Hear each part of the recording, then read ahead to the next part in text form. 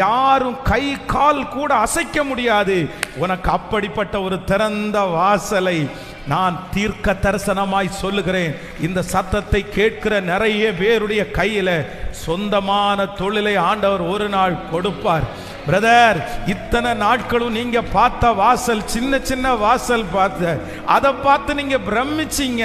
ஆண்டவர் வாக்கு கொடுக்கிறார், அந்த சின்ன சின்ன வாசலில் நீ உண்மையா இருந்தபடியினால், நீ உண்மையா இருக்கிறபடியினால் உனக்கு ஒரு பெரிய அனுகூலமான வாசல் சீக்கிரத்திலே திறக்க போகிறது.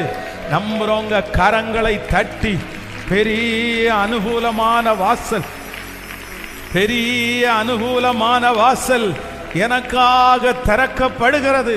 கையை மேல உயர்த்தி, ஆண்டவரே நான் நம்புறேன் சொல்லுங்க பார்க்கலாம். எல்லாரும் சொல்லுங்க, முழு பலத்தோட சொல்லுங்க, ஆமென்.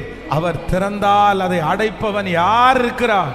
அவர் கட்டினால் அதை இடிக்கிறவர்கள் யார் இருக்கிறார்? சொல்லுங்க, கையை மேல உயர்த்தி.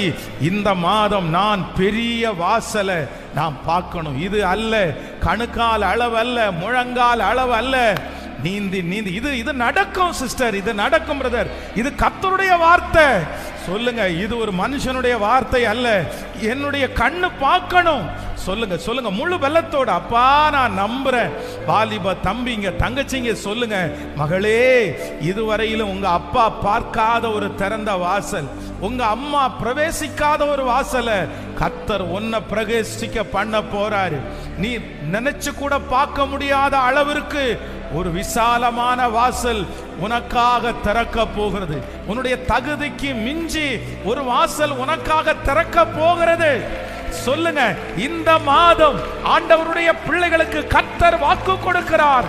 இதோ நான் உனக்கு ஒரு திறந்த வாசலை உனக்கு முன்பாக வைத்திருக்கிறேன். அந்த திறந்த வாசல் பெரிதும் அனுகூலமான வாசல்.